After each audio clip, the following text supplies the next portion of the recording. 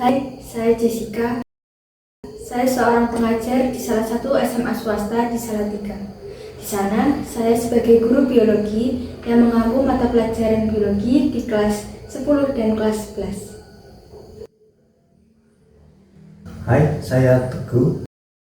Saya pernah mengajar di salah satu sekolah di Salatiga. Saya sebagai guru biologi di kelas 11. Halo Gu, apa kabar? Baik, saya masih baik, sehat. Gimana kabarnya, Jess? Kabarku baik-baik. Oke. Ngomong-ngomong, gimana nih pengalamanmu selama kamu jadi guru biologi di salah satu SMA negeri di Salatiga? Pengalaman saya di SMA negeri itu memang banyak pengalaman berharga yang saya dapatkan. Jadi saya mengajar dalam kelas, kemudian saya juga mengajak anak-anak siswa untuk belajar di luar pengamatan dengan melakukan pengamatan dan juga melakukan praktikum. Di dalam praktikumnya sendiri, kamu ini pernah mengajarkan di materi apa? Jadi saya pernah mengajar itu di materi jaringan tumbuhan. Materi jaringan tumbuhan itu memang krusial juga untuk anak-anak karena pengamatan yang dilakukan itu memang butuh effort yang lebih, apalagi kalau saya sebagai guru kelas 11 itu juga perlu effort lagi buat mengajari siswa karena beberapa siswa itu tidak melakukan praktikum karena alatnya juga kurang gitu. Masalah kita juga banyak sebenarnya kalau di SMA negeri gitu. Bisa ceritakan sedikit apa aja kendala yang kamu alami dari proses perencanaan, mungkin di proses pelaksanaannya dan di evaluasinya? Kamu bisa ceritain dikit? Jadi pada proses perencanaan itu memang saya belum menguatkan yang namanya penggunaan handout. Handout itu sebenarnya petunjuk buat apa yang akan dilakukan siswa. Cuman di proses itu saya tetap sebagai tanggung jawab guru membuat modul ajar, kemudian LKPD, kemudian menuntut siswa, bukan menuntut tapi memberikan tanggung jawab ke siswa membuat laporan. Nah di perencanaan cukup di situ saya melakukan perencanaan saya, ya, masuk pada proses. Nah di proses itu sebenarnya kendalanya ada beberapa kendala karena saya nggak membuat apa itu membuat petunjuk alur pembelajaran itu memang agak susah. Jadi pada awal pembelajaran itu saya memberikan beberapa materi mengantar siswa sebelum masuk pada pengamatan. Nah, hanya saja kendala besar itu terjadi saat siswa mengamati. Siswa itu memang kalau kita bilang memang sudah potensial, hanya saja dalam penggunaan alat lab, mikroskop seperti itu. Nah, itu mereka masih kurang. Itu jadi kendala. Jadi di situ juga mengambil waktu saya dalam memanajemen siswa. Kemudian pada tahap evaluasi, nah kendalanya adalah siswa lebih berpatokan pada gambar di internet. Nah, jadi siswa itu secara nggak langsung itu melakukan plagiasi gambar. Jadi kan saya memberikan arahan petunjuk kepada siswa untuk membuat gambar hasil dari pengamatan mereka. Hanya saja yang diterapin adalah gambar yang diambil di internet. Nah, itu jadi kendala pada tahap evaluasi. Jadi saya menilai mereka itu benar-benar nggak melakukan pengamatan karena sia-sia melakukan pengamatan, tapi yang digambar bukan gambar hasil pengamatan.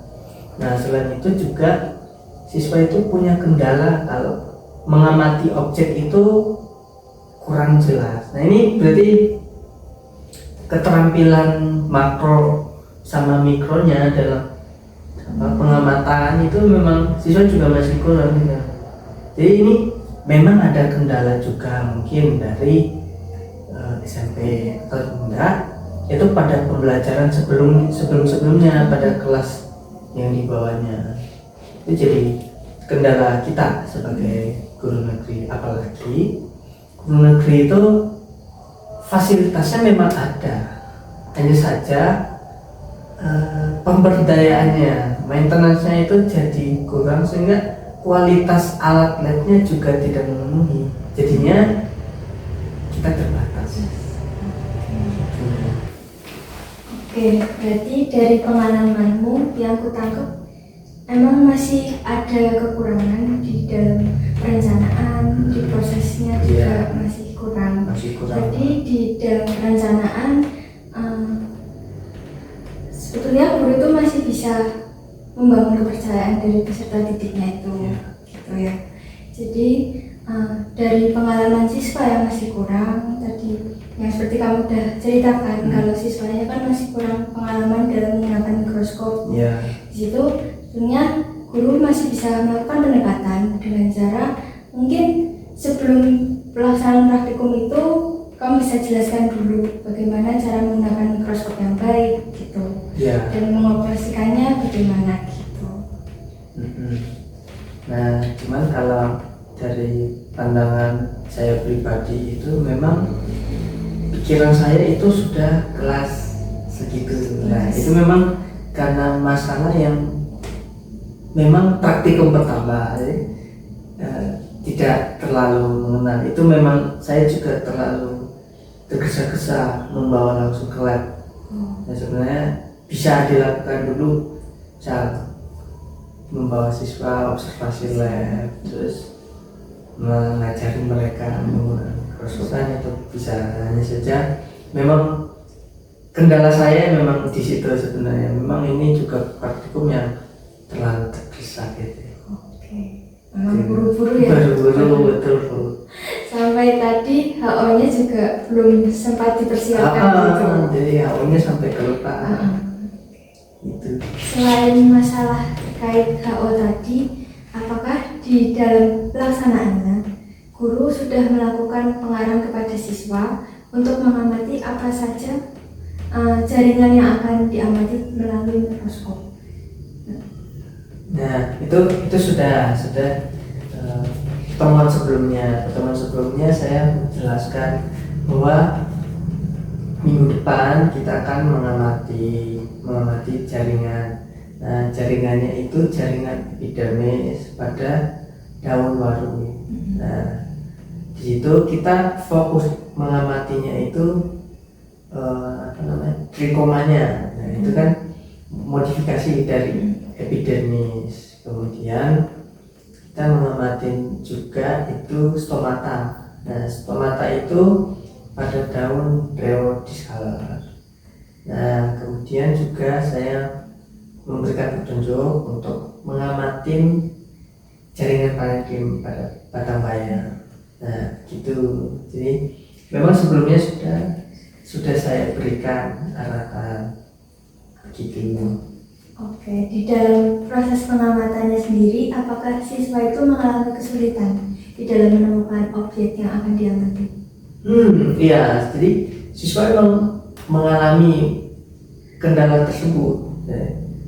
Pas pengamatan, objeknya itu memang kurang kelihatan jelas. Nah, ternyata juga kita mencari-cari tahu, oh ternyata mikroskopnya kurang maintenance-nya, jadi pemeliharaannya, dibersihinnya, jadi di lensa objektifnya itu ada jamur. Nah, jadi terpengaruh juga pada proses pengamatan. Berarti dari gurunya juga belum secara rutin ya untuk mengecek dan juga memelihara dengan baik di mikroskopnya itu. Mungkin karena tadi juga ya terburu-buru, terus kemudian alat yang akan digunakan juga belum dipersiapkan dengan baik Iya. gitu. Jadi juga akan menghambat sedikit dari menghambat dari di dalam siswa itu mengamati objek yang akan diamati. Gitu. Oke, jadi di dalam kendala yang dialami Teguh ini, kira-kira kamu udah melakukan pencegahan terhadap cara mengatasi kendala tersebut, udah atau belum? Nah itu jujur itu memang karena memang kendala kesannya di perencanaan itu memang mitigasinya memang belum ada. Hanya saja pas tadi kan jadinya pas saya di proses pembelajaran, jadi saya kebuang waktunya di pengamatan. Nah itu, jadi saya harus ngajarin dulu. Itu memakan waktu yang lebih lama. Jadi proses 2 jam pembelajaran itu sepertinya memang butuh waktu ekstra gitu. Berarti dalam proses pengamatannya sendiri, Teguh ini belum melakukan observasi ke setiap siswa untuk memastikan kembali apakah yang siswa amati ini sudah sesuai dengan tujuan awal kita dari pembelajaran ini gitu. Oke, dari praktikum ini apa sih yang Teguh harapkan kepada siswa, dan evaluasi di tahap evaluasi ini Teguh mengharapkan apa? Oke, jadi kalau di evaluasi saya mengharapkan pertama ya, karena ini prosesnya pengamatan, jadi saya berharapnya mereka mampu mengidentifikasi dulu. Tadi pengamatan epidermis, jadi yang dia fokus utamanya ya epidermisnya. Nah hanya saja di dalam waru itu ada beberapa jaringan emergen. Nah salah satunya itu trikoma. Nah harusnya siswa bisa mengamati jaringan tersebut. Nah kemudian juga di sel stomata. Nah itu juga memang saya berharap siswa itu memang mampu mengidentifikasinya. Nah kemudian juga saya berharap itu gambar yang digambarkan oleh siswa itu memang betul dari hasil pengamatan. Nah hanya saja gini, di hasil pengamatan juga sudah kacau gitu loh. Objeknya memang tidak terlihat jelas gitu. Ya, harapan saya memang di pembuatan laporannya. Oke, nah dari hasil laporannya itu apakah sudah sesuai harapan dari Teguh sendiri? Nah setelah saya cek nih, ternyata memang anak-anaknya itu mencari dari Google, referensi lain. Jadi sebagai tolak ukur. Nah hanya saja siswa itu menggambarnya persis gitu, persis sama yang di Google. Jadi kan bukan sesuai pengamatan yang dilakukan ya. Itu juga jadi masalah gitu. Jadi seharusnya guru itu bagaimana biar pengamatannya itu lancar, terus siswa juga menggambarnya hasil yang dia amati, terus identifikasi selnya itu juga lebih jelas. Nah itulah masalah besarnya. Jadi jatuhnya itu siswa melakukan plagiasi ya, sesuai dari internet. Kalau di internet kan gambarnya itu 2 dimensi. Nah kalau di pengamatan memang sudah bentuk realnya. Nah, pas di gambar memang 2 dimensi, cuman gambarnya itu terlalu kartun. Nah itu yang membuat terlihat banget kalau sebelumnya di saat ini misalnya di dalam warung bentuk di pengamatannya beda, terus pas digambar juga beda, malah menggambar epidermis. Itu kan susah, jadi epidermis terus dikasih rambut.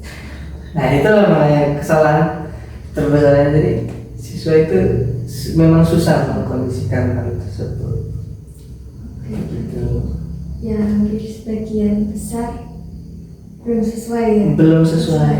Itu karena Jadi mungkin siswanya itu yang penting mengerjakan, yang penting ada hasil gambarnya, walaupun mereka sebetulnya masih belum paham bagian-bagian dari jaringan tersebut ya.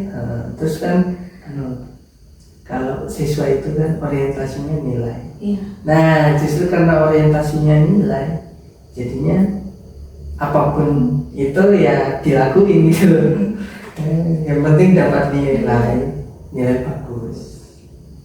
Oke, dari pengalamanmu tadi dapat ku lihat ya kalau permasalahan krusialnya di sini itu tadi masalah penyediaan HO gitu. Iya. Sehingga siswanya itu menjadi bingung di dalam melakukan pengamatan. Iya. Nah, seharusnya di sini sebelum melakukan pengamatan juga guru melakukan simulasi. Iya. Simulasinya itu mungkin guru bisa melakukan simulasi untuk membuat preparat segarnya, terus menggunakan alat mikroskopnya gitu. Iya. Nah, selain itu di dalam prosesnya mungkin siswanya juga masih kurang di dalam keterampilan proses sainsnya tadi. Iya. Nah, kurangnya keterampilan proses sains ini mungkin disebabkan tadi ya karena pengalamannya itu. Pengalaman siswanya masih kurang di dalam praktikum menggunakan mikroskop. Nah, di sini akibatnya itu tadi di bagian evaluasi siswa tidak dapat mengidentifikasi bagian-bagian yang telah mereka amati. Ulasannya juga memang betul itu dari perencanaan prosesnya memang sedikit mengalami kendala. Kemudian juga di proses itu memang kalau dilihat memang di pengoperasian mikroskop, kemudian pengoperasian pengambilan preparat gitu loh. Nah, siswa juga memang masih kurang dalam penampang melintang, terus sayatan membujur. Nah, itu memang juga masalah gitu loh, karena memang betul pengoperasian itu memang penting ternyata dari guru terus diberikan ke siswa. Ya itu memang masalah krusialnya memang di situ. Dan itu kalau memang jadi guru, karena saya juga memang guru pemula gitu ya. Jadi memang pertimbangan hal tersebut sudah dipelajari, hanya saja memang dalam pelaksanaannya memang tidak selalu sesuai gitu. Oke, dari permasalahan tadi mungkin akibatnya ya. Iya. Akibatnya siswa itu masih kesulitan dalam menginterpretasikan hasil pengamatannya mereka. Nah, mungkin di situ tadi ya yang kamu bilang guru belum memfasilitasi untuk siswa dapat menemukan konsep dari materi pembelajaran ini gitu ya. Nah, mungkin di dalam proses pelaksanaannya tadi siswa hanya melakukan instruksi dari guru saja. Gitu. Jadi di dalam diri siswa ini masih belum memahami nih apa yang harus mereka amati gitu. Begitu ya. Gitu ya. Nah, oke, berarti tadi di dalam evaluasinya, di dalam pembuatan praktikumnya juga mereka belum melakukan pengklasifikasian jaringan yang mereka amati dengan baik gitu. Nah, di sini mungkin karena kurangnya pemahaman siswa terhadap materi yang telah mereka pelajari, sehingga waktu pengimplementasian di dalam praktikum mereka juga masih kurang gitu. Oke. Terima kasih atas ulasan yang telah diberikan. Memang butuh seperti ini. Memang sesama guru itu perlu namanya kolaborasi ya. Berbagi pengalaman, kemudian memang pengalaman itu penting di saat implementasi ya. Memang sebenarnya di perencanaan itu kita merencanakan dengan baik, hanya saja di implementasi kita tidak tahu bagian-bagian yang kita loncatin, bagian-bagian yang kita lupain ya gitu. Terima kasih atas ulasannya. Mungkin untuk pertemuan berikutnya mungkin saya perlu memberikan penguatan ke siswa juga, kemudian dari segi materi, pemahaman konsep, saya juga perlu pendekatan terhadap siswa. Dalam pengondisiannya saya perlu memberikan siswa juga kepercayaan, biar mereka juga lebih percaya gitu loh menggunakan alat-alat. Itu memang krusial karena di sini memang penggunaan lab itu memang juga sedikit begitu loh. Terima kasih banyak. Terima kasih Teguh buat sharing pengalamannya. Ya. Nah, dari pengalaman yang udah Teguh ceritakan, ini dapat jadi pembelajaran buat kita semua ya. Iya, betul. Terutama di dalam mempersiapkan pembelajaran itu kita harus betul-betul merencanakan apa yang harus kita ajarkan, mulai dari tujuan pembelajarannya yang paling penting, terus bagaimana aktivitas yang akan kita lakukan di dalam proses pembelajaran, dan pada akhirnya nanti kita juga akan melakukan suatu evaluasi untuk memperbaiki proses pembelajaran yang telah dilakukan gitu. Nah, untuk harapan selanjutnya nih, apa yang kamu harapkan dari pembelajaran biologi ini? Ya, jadi memang kalau biologi harus berurusan langsung gitu. Jadi ini juga sebuah stigma. Jadi, biologi itu memang tidak cuma sekedar niat terus hafalan, cuma kecantol doang di memori singkat gitu. Jadi, memang perlu namanya eksperimen. Siswa juga perlu gitu loh buat menguji kalau memang apa yang sudah dipelajari itu sesuai dengan makanya juga kita juga perlu, dengan harapan besar saya itu dari setiap pengamatan itu sesuai dengan kehidupan juga untuk prospek ke depan, apalagi ini anak SMA. Nah, SMA bentar lagi mau lulus beberapa tahun lagi. Itu kita juga perlu mempersiapkan gitu skillnya. Terus biologinya itu memang kalau dilihat-lihat ya memang nggak terlalu krusial, hanya saja buat biologi terapan itu malah lebih luas jangkauannya di pendidikan, dunia kerja. Jadi memang perlu perhatian besar kita sebagai guru biologi, memang perlu hal seperti itu. Jadi memang lab itu perlu digunakan semaksimal gitu. Oke, itu harapan dari Teguh buat pembelajaran biologi ke depannya. Nah ya, jadi kita sebagai guru biologi juga nggak cuma melakukan pembelajaran di kelas, memberikan teori yang pada akhirnya mungkin sampai saat ini siswa-siswa itu menganggap bahwa biologi itu merupakan pembelajaran yang hanya menghafal saja. Tetapi di dalam proses pembelajarannya itu kita juga dapat melakukan suatu pembelajaran kontekstual yang dapat kita hubungkan juga dengan kehidupan kita sehari-hari. Oke, sekian perbincangan kita kali ini tentang proses pembelajaran biologi. Sampai ketemu di episode selanjutnya. Terima kasih.